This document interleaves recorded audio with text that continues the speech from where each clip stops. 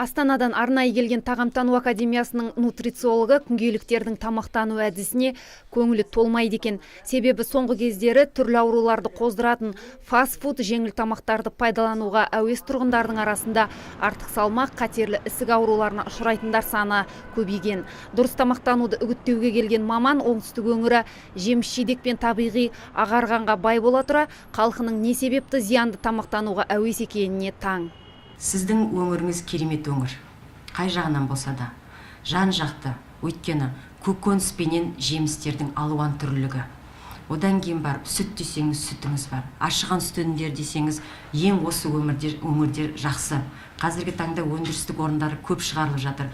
Кейбір мысалға ет өнімдеріне қатысты болған кезде, әсіресе ақ еттердің өндірістері, күрке тауық еттерінің өндірістері сіздерде жолға қойылып жатыр.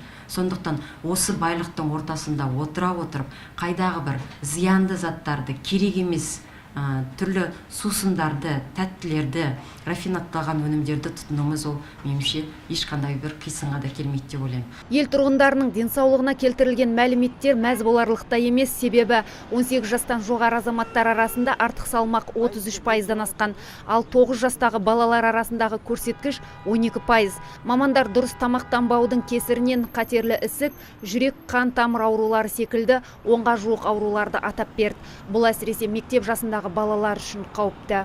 Артық салмақ пен семіздіктің көрсеткіштері бойынша әлемдік статистикада болжам бойынша 44% тікелей артық салмақ болатын болса, семіздік болатын болса, қантты диабеттің даму мүмкіндігін арттырады 44%-ға дейін. 23% бұл жерде кардиоваскулярлық аурулардың дамуын арттырады. Ал енді 42% тікелей канцерогендік, яғни қатерлі ісік ауруларының дамуын арттыра түседі. Сол себептен артық салмақ болған деген сөз, әрбір адам өзінің өмір сүру ұзақтығын тікелей 7 жылға қысқартады дегенде мәліметтеріміз бар. Мұндай көрсеткіш оңтүстік өңірінде де мәз болмай тұр. Облыс тұрғындарының 30%-дан астамы артық салмақтылықтың азабын тартуда. Оның себебін анықтауға кіріскен мамандар тұрғындар арасында сауалнама жүргізген. Өңір тұрғындарының 9% күніне бір-ақ рет ыстық тамақ жесе, 12% 2 рет әлденетіндерін айтқан. Қазіргі жағдайда сіздер білесіздер, тамақтандыру мәселесі бір қатар себептерге байланысты бірінші орында отыр. Себебі дұрыс тамақтандыру ол қазіргі таңда мына аурушаңдыққа әсерін тигізеді.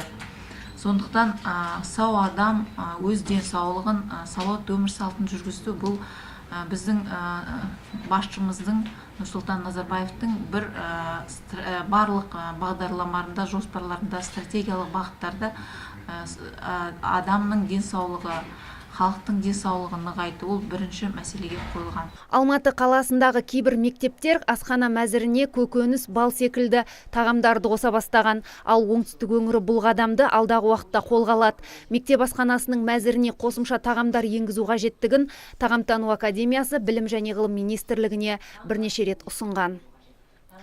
Ардақберден, Антон Семенов, Абзал Тұрабек, ТВК.